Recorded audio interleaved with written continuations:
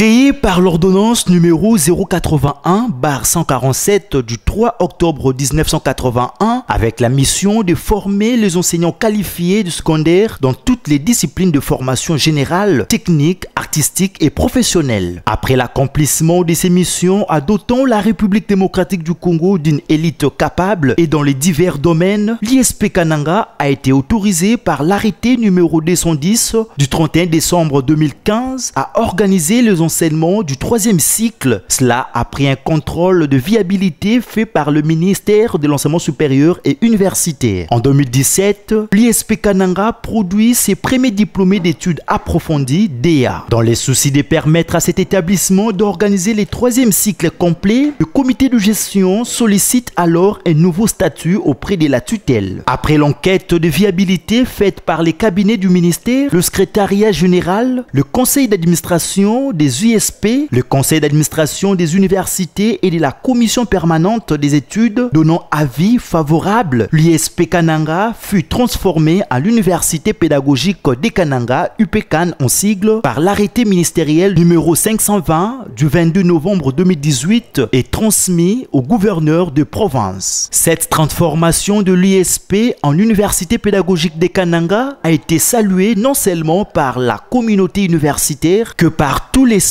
kassaïen, comme le précise le vice-gouverneur de la province du Kasaï central, qui vante le mérite de cette transformation au regard des infrastructures que possède UPCAN. La transformation de l'ISP Kananga en université pédagogique de Kananga a été désirée depuis très longtemps. L'autorité provinciale, au nom de la population, a même participé à la demande, à cette réclamation, autant au niveau de la qualité d'enseignement qu'au niveau des infrastructures. Et l'actuelle université pédagogique de Kananga n'a rien à envier. Parce que cette université ne sert pas seulement le Kasaï central. Il y a des ISP dans les alentours ici.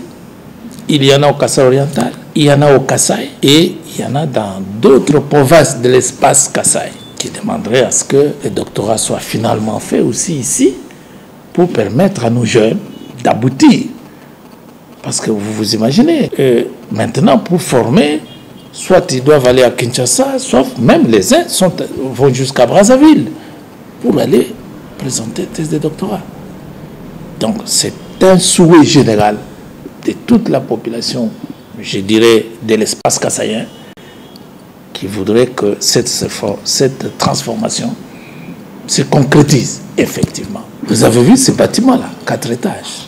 Dans l'espace ici, il n'y a pas une institution universitaire qui a autant de bâtiments que l'UPCAN. Avec ses infrastructures existantes et des laboratoires, l'université pédagogique de Kananga est le premier établissement public ayant un corps enseignant qualifié, l'école d'application, une concession de 11 hectares, les homes des étudiants, des résidents, de tous les membres du comité de gestion, 19 résidences de professeurs, le guest house pour les professeurs visiteurs, terrain de football, donc une université au vrai sens du mot selon le maire de la ville de Kananga. C'est l'idéal que notre université existe, que l'ISP reste université pédagogique. C'est une fierté pour la ville de Kananga. Les universités dans notre ville de Kananga sont à compter au bout du doigt. Mais je ne vois pas comment ça va gêner les autres pour qu'on continue dans l'ancienne configuration. Nous soutenons que ce soit vraiment une grande université pour la ville de Kananga. Et même quand vous voyez la qualité d'enseignement là-bas, nous avons beaucoup de professeurs. C'est aussi un critère pour que l'on parle d'une université. Et je ne vante pas, mais je suis de Kananga, je circule nuit et jour ici à Kananga, je vois la qualité des professeurs. Ils vont même enseigner ailleurs dans d'autres universités. Au chef de l'État, son Excellence, Monsieur le Président de la République, Félix Antoine Tshisekedi, nous demandons à ceux qui puissent appuyer, qui puissent soutenir l'université. Aujourd'hui, le Kasaï, le chef de l'État, je sais qu'il connaît bien notre province. Il est fils d'ici. Je crois qu'il va soutenir l'université pédagogique de Kananga. Kananga. Ça sera une fierté, et surtout pendant ce mandat, lorsqu'on va sortir une grande décision pour dire voilà, l'ancienne ISP est devenue aujourd'hui une grande université dans la ville de Kananga. Vraiment, cette population sera toute contente. Voilà, nous avons les qualités, nous avons l'expertise à cette université-là. Nous ne voyons pas pourquoi on va refuser aujourd'hui de parler de l'une grande université pédagogique de Kananga. Nous craignons les conséquences, on ne veut pas qu'il y ait une révolte. Voyez d'abord le nombre de cette population estudiantine. Ils avaient même fêté lorsqu'ils ont eu la nouvelle pour dire que vous n'êtes plus une institution pédagogique, vous êtes maintenant une grande université. Je vous dis, j'avais vu les étudiants jubiler. Aujourd'hui, lorsque vous allez dire non, on ne va pas accepter cette transformation, ça sera une grande désolation. Nous venons d'une période post-conflit avec les événements de Kamwena-Nsapu. Il ne faut pas chercher à provoquer les autres. Nous avons besoin de la paix. Nous voudrions assez que cette université s'appelle toujours Université pédagogique de Kananga. Le respect de textes régissant les SU est une boussole permettant à l'UPECAN, car le respect du calendrier académique est d'application. Depuis notre transformation, nous travaillons sous les directives du conseil d'administration des universités. Depuis notre transformation, tout ce qu'il y a comme dossier de promotion du personnel académique, du personnel scientifique et du plateau, ces dossiers sont traités, sont gérés, sont envoyés au CAI. Pour preuve, toutes les promotions de cet établissement sont en plein cours pour l'année académique 2019-2020, comme en témoignent ces images. Quand nous recourons à la loi cadre sur l'enseignement national, nous avons été agréés à organiser le 3e cycle, maintenant au doctorat. Or, d'après la loi cadre, un institut supérieur ne peut pas organiser les enseignements de 3e cycle. Il faut être une université ou école supérieure. C'est la première motivation d'ordre juridique. Beaucoup de nos chefs de travaux, pour finaliser leurs travaux, ils devaient se déplacer, aller en Belgique, à Kinshasa, à Lubumbashi. Vous comprenez un peu ce que ça coûte comme dépense. Ils abandonnent les familles. Et puis ici sur place, les charges horaires en pâtissent et même n'ont pas beaucoup d'argent.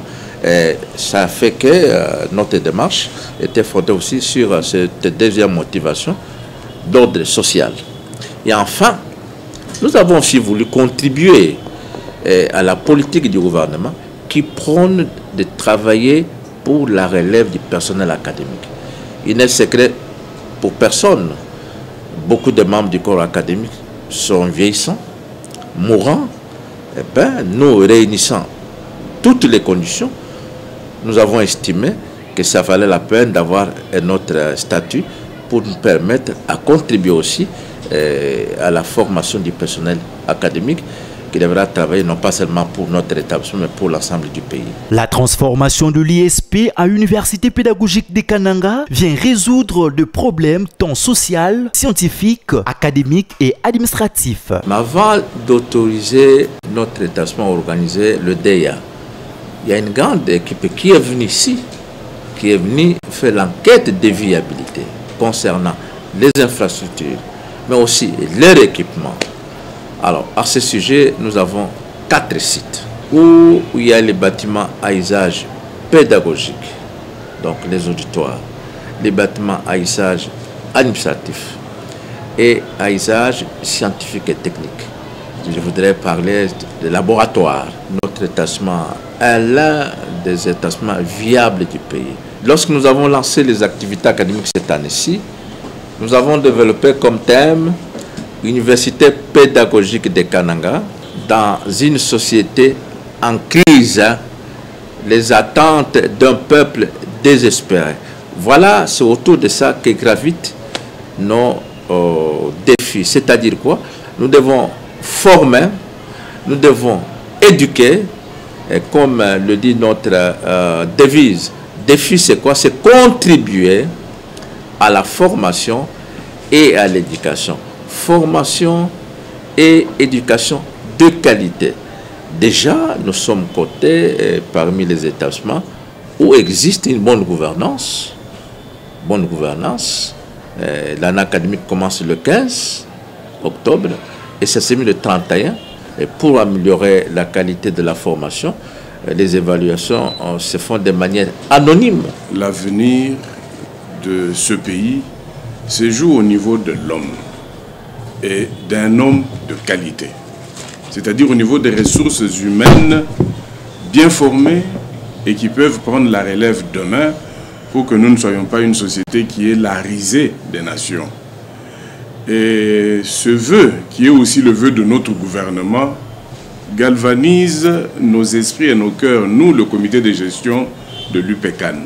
Nous nous disons que ce serait un échec pour nous si on ne s'investit pas à assurer la qualité de la formation ici, à améliorer cette qualité aussi bien au niveau cognitif qu'au niveau éthique, comme vient de le rappeler le recteur, pour que nous puissions donner à la société globale congolaise et africaine des hommes et des femmes sur qui elle peut effectivement compter en vue de favoriser un avenir radieux pour notre pays. Et ce travail-là, ce souci-là, c'est à mon avis le grand défi que nous avons, nous, autorités académiques de l'UPCAN. Avec 50 professeurs à thèse propre, l'UPCAN est une volonté de la population kassaïenne d'avoir un établissement universitaire, d'organiser les enseignements du 3e cycle jusqu'au doctorat et mettant en garde les ennemis de cette conversion, souligne le président de la société civile du peuple des Kananga qui remercie et soutient le chef de l'État Félix-Antoine Tshisekedi qui tient à la relève académique, mais aussi Thomas Lohaka, ministre de l'enseignement supérieur et universitaire, d'accompagner le peuple kanangais à travers l'université pédagogique des Kananga. La transformation de l'ISP était d'abord notre propre demande, nous comme société civile. L'université pédagogique aujourd'hui à Kananga compte au moins, selon les informations que j'ai, plus de 30 de professeurs propres à eux. Ce sont les critères. Et nous, comme étant les premiers électeurs de Tshisekedi, Tshisekedi, le président de la République, il a trouvé ça, parce que c'était pendant la reine de Kabila qu'on a trouvé tous les documents. Et maintenant que le fils du terroir est là, je ne vois pas comment une idée comme ça peut venir. C'est scandaleux. Par ailleurs, la transformation de l'ISP Kananga à Université pédagogique des Kananga, UPCAN en sigle, reste la bienvenue dans l'espace kassaïen. Adieu l'ISP Kananga, bienvenue l'Université pédagogique des Kananga.